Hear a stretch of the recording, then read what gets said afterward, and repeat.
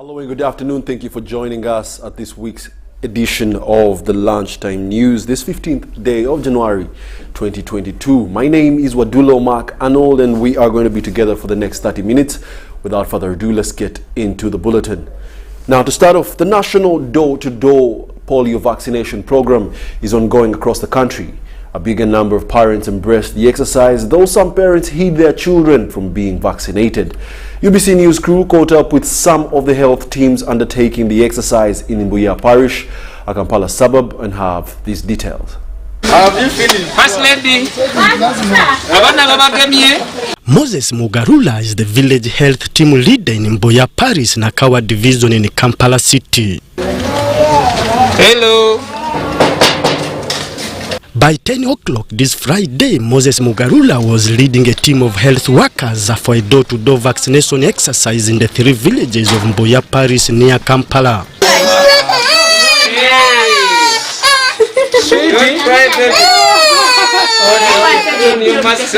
Mugarula says the public has embraced the exercise and most parents have allowed their children to be vaccinated. And people have responded, people are willing. We've gone to schools, we've talked to people. People are aware. Since they have been watching TV, people have been getting communication, and people are aware.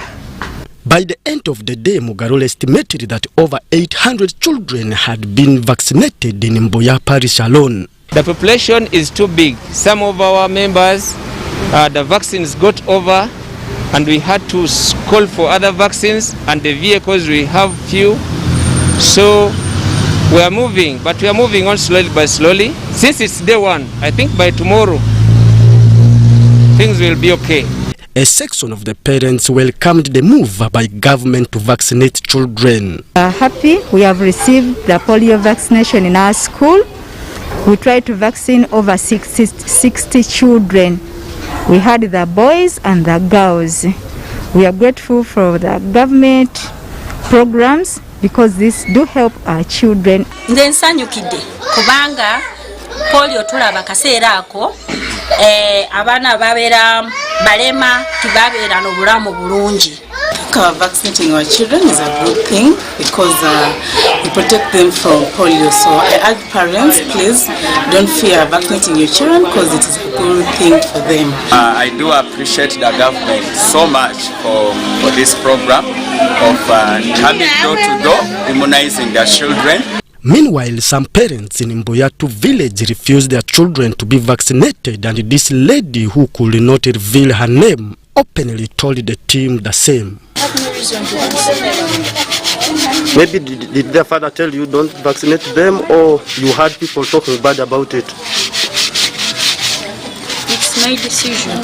It's her decision. The LC1 chairperson of Mboyatu village, Nathan Masaba, also says when he went for supervision, he was also faced with some resistance from parents refusing their children to be vaccinated. The exercise has not been very bad, though it had some few challenges.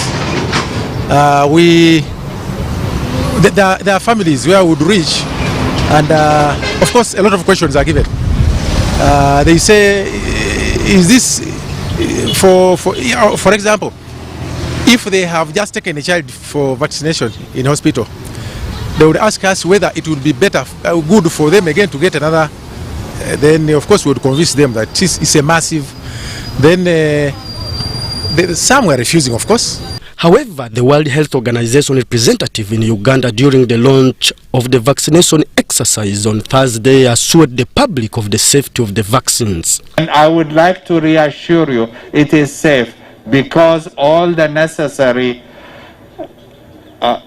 activities and materials and everything is ready to ensure that this is a safe vaccination campaign where infection prevention and control measures are all taken into consideration and arrangements are done. The door-to-door polio vaccination program that started on this Friday will last for 3 days, and according to the Ministry of Health, they are targeting 8.5 million children under the age of 5. Philip Aguta, UBC News in Kampala. In another related matter, Moroto District targets to immunize 24,800 children below the age of 5 years in a mass polio vaccination exercise that kicked off Friday across the country. Moroto District RDC James Shilaku confirmed this at the launch of the campaign held at the Child Jesus Primary School in Moroto Municipality. These are the details.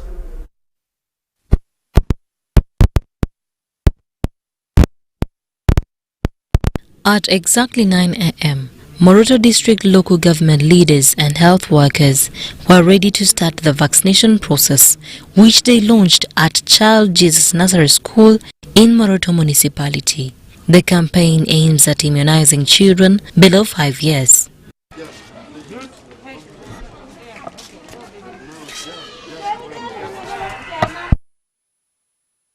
From here, a door-to-door vaccination campaign led by Dr. Hans Lokale was conducted in Tapak, Nadunget sub-counties in Moroto district, among others.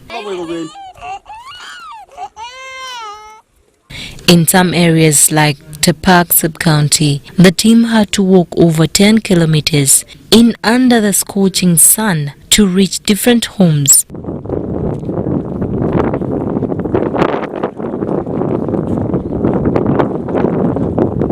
Moroto District Health Officer Dr. Hans Lokoli says they are targeting over 20,000 children in this district. We are looking at the target of the children we have in Moroto, the 24,800 children, and we hope we can hit 100%. Moroto District leaders urged parents to allow health workers immunize their children against polio. To polio, those who are at home, the health workers are moving from house to house or door to door vaccinating. Those at school, the health workers are doing it from the school where the children are. So all the parents don't fear. This vaccine is proven. It is good and healthy for our children to strengthen, improve on their body immunity. Strongly support this exercise. With my team of Moroto people, Moroto management, Moroto leadership, we do support this vaccination program of polio. Moroto District RDC James Shiraku warned parents who are against government program to kick polio out of Uganda. So go around the campaigning the vaccine that you are against the government policy, and if you are going to doing that, you will be dealt with accordingly within the law. This is a government program for the good of our children. The 3rd Division Commander Brigadier General Joseph Balikudembe said it's a collective effort for all leaders in Karamoja to see that government programs are fully implemented. In Karamoja we work as a team and we make sure that all government programs are implemented so that Karamoja is on the same level with any other part of the country. Polio vaccination campaign will last for 3 days across the country to prevent children from being attacked by polio.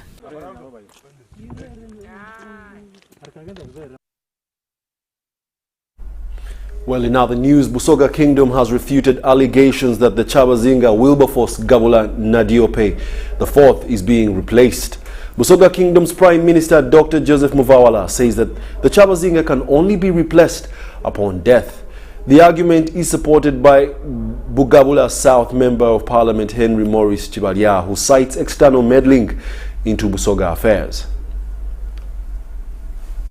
On the evening of Thursday, 13th January 2022, this letter purported to be from the Kingdom of Busoga in eastern Uganda made rounds on social media.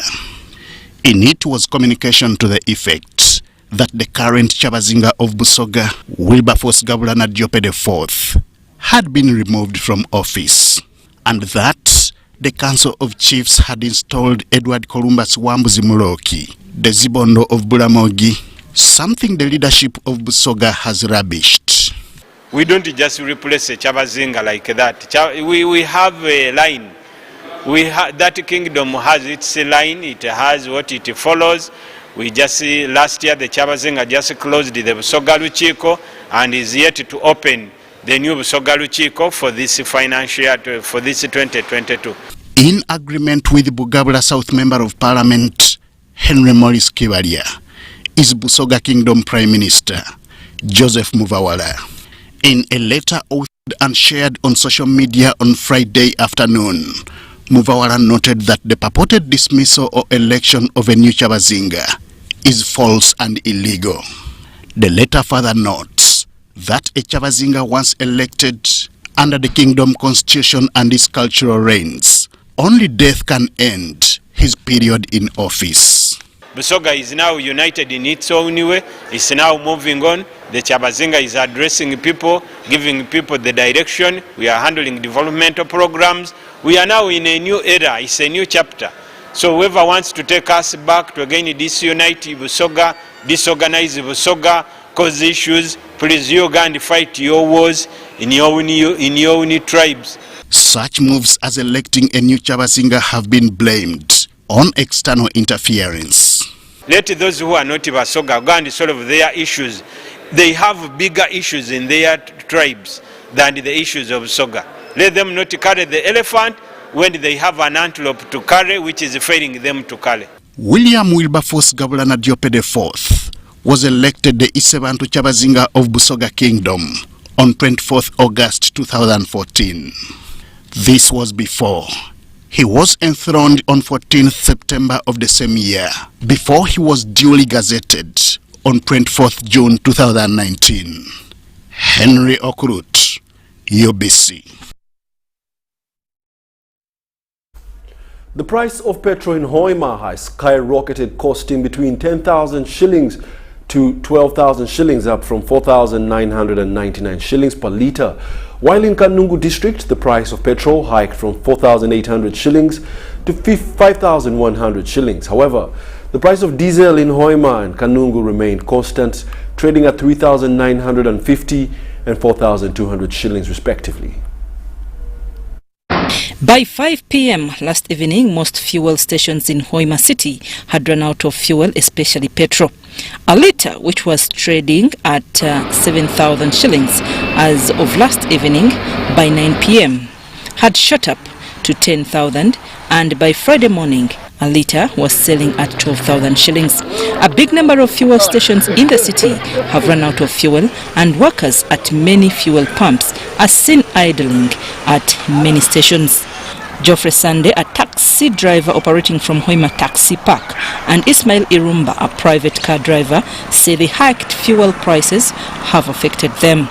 The dilemma at play has called for a trickle-down of increasing transport fares for players in the transport sector to make two ends meet. We cannot afford to buy fuel at 10,000, 20,000. That is a high price.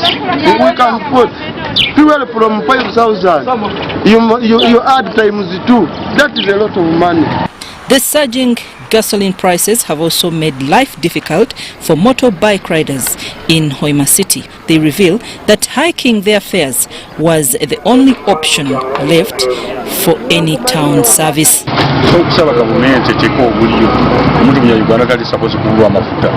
Benon Ahebwa and Joyce Mbabazi say Secretary of Business is also affected. You find that a photocopy, a copy, you charge 100. And when you come to the petrol station, you are charged 10,000. Now it is on 12,000 a litre. Now how will I survive?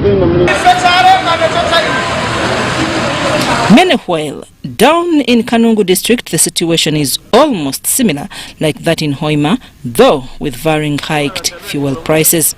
High fuel prices have affected the transport sector in the hard-to-reach Kanungu district. The price of fuel goes for 5,100 shillings, up from 4,800 shillings per litre, while a litre of diesel is trading at 4,500 shillings, up from 4,200 shillings, making it hard for players in the transport sector to make profits. We visited some petrol stations in Kanungu town to know the cause of these high fuel prices. But now, these prices of petrol and oil is increasing in Kanungu because of transportation of fuel, plus these bad roads of Kanungu coming from transporting fuel from Kanungu, this side, the transport increments are very high. But what do fuel customers say here in Kanungu district? Kindly, I could request those parliament, our MPs, our president, to help us about fuel.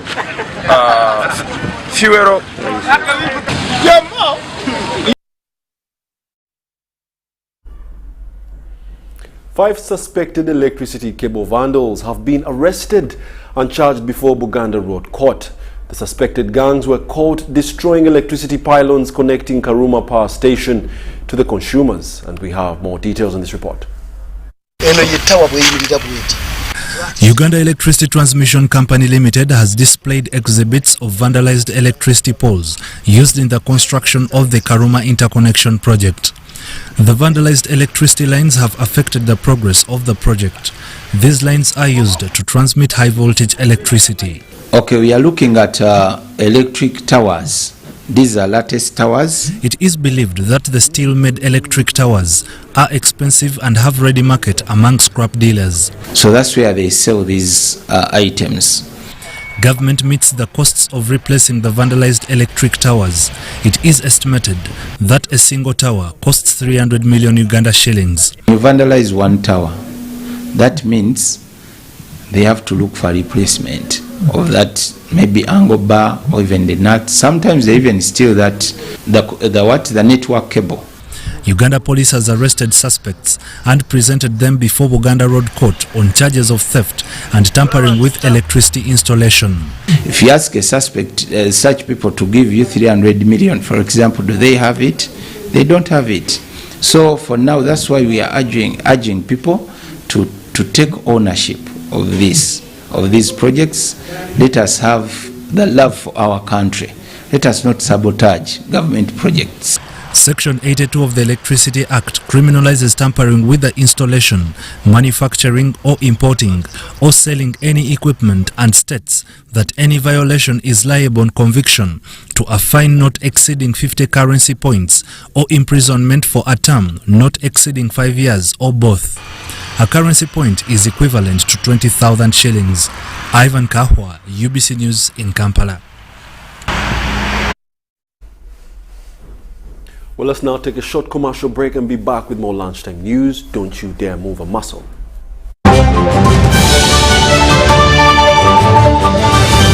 Pay school fees conveniently using MTN Momo. Dial *165 *80 hash. Enter the student code provided by the school.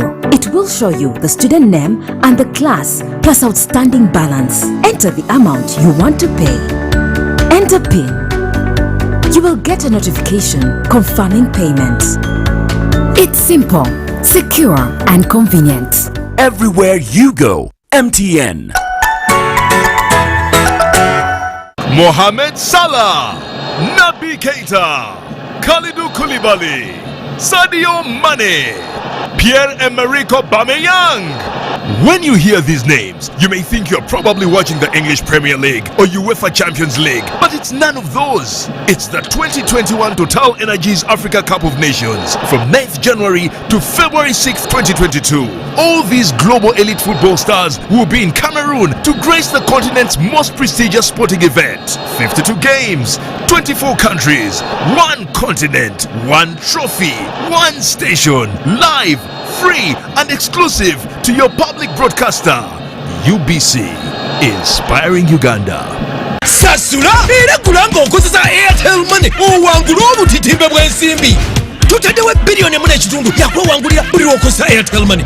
Nze bali kwa Patrick ndi agent wa Airtel Money era nawangudde million 2 era ndi musanyufu nnyo ndi awo nga nyiga sita 185 hasi gy'okoba okuza Airtel Money gy'okoba okuyoola kafuwa siringi. Airtel Money ya buliwo yeesigika teriiko nsalo. It's no secret that ICT makes learning easy. The strides made in our field could not be possible without it.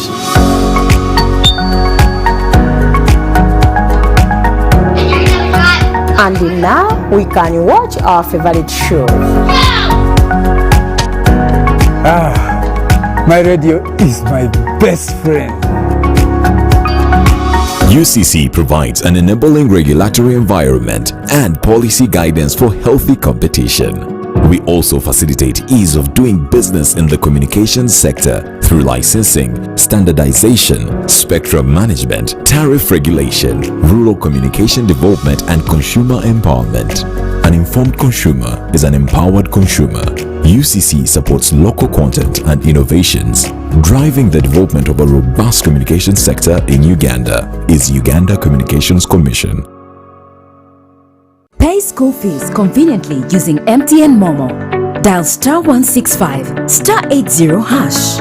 Enter the student code provided by the school. It will show you the student name and the class plus outstanding balance. Enter the amount you want to pay. Enter PIN. You will get a notification confirming payment. It's simple, secure, and convenient. Everywhere you go, MTN. Patriotism is a feeling of love, devotion, and the willingness to sacrifice for one's country. I say no to corruption because I put my country first. I choose peace over violence because I put my country first. I love Uganda. I serve Uganda. I sacrifice for Uganda. I'm loyal to Uganda. I love myself. Be patriotic. Uganda first. This message is brought to you by the National Secretariat for Patriotism Co-Uganda, Office of the President. Enjoy convenience today with Airtel Money School Pay, FlexiPay, or Bridge Schools. To pay school fees using Airtel Money for Bridge Schools, dial *185 hash. Select option 6, School Fees. Select option 1, Bridge Schools. Enter pupil ID.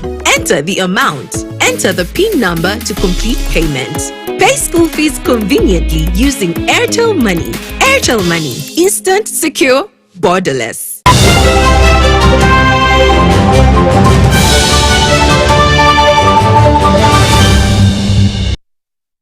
Welcome back. You're still watching the UBC Lunchtime News, broadcasting live from Nile Avenue, also on YouTube under the name tag UBC Television Uganda. We'll now take you to the world of business.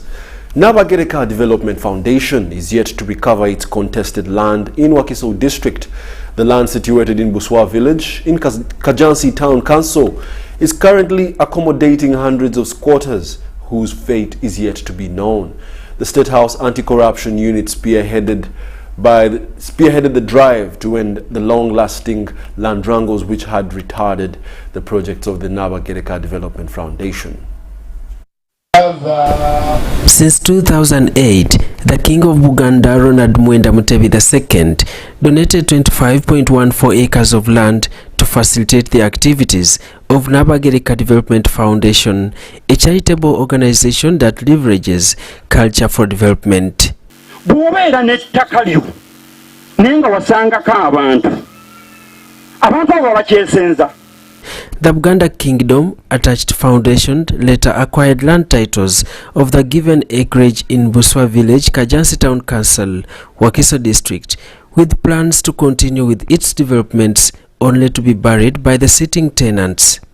Government eriyo enkola eya land fund. Abantu b'Ebusanja bali mu Uganda n'ab'Ebuswa bali mu Uganda. Lwaki ekkano temutuyamba? Government negulira abantu b'Ebuswa ettaka lino abantu ne babeera n'eddembe lyabwe.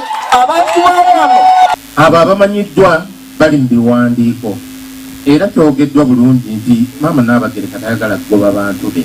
Naye waliwo endowooza mu ggwanga lino abantu balowooza nti bwe neesenza ekiro bwe mmanya nti gundi yaguze walinze nenzija nnyingirawo kino nenzimba mangu ne mmala nti nsobola okufuna.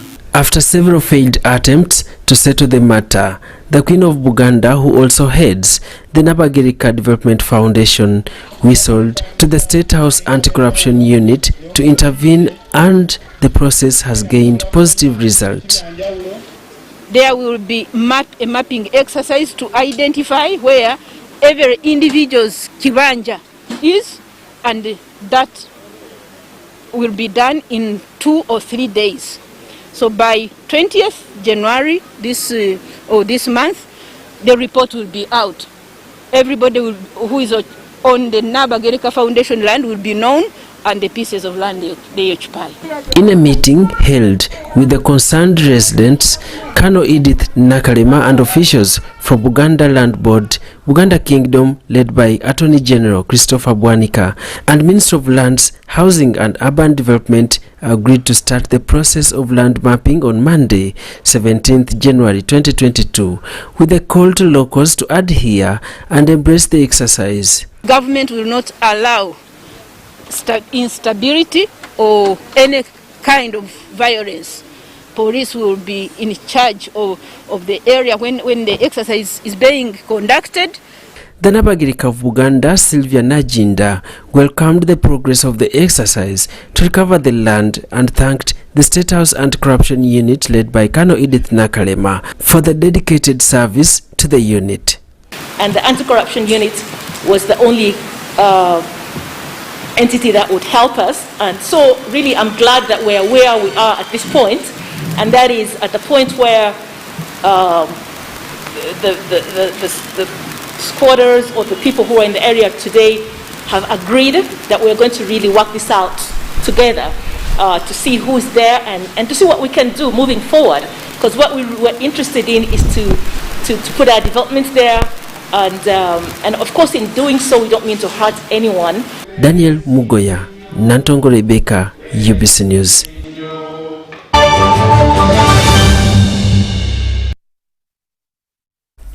And that brings you to the end of our 1 o'clock edition of the Lunchtime News, this 15th day of January 2022. It's a chilly afternoon. My suggestion is you either get a cup of coffee and enjoy it watching television while we inspire you here on UBC TV. Have a great afternoon.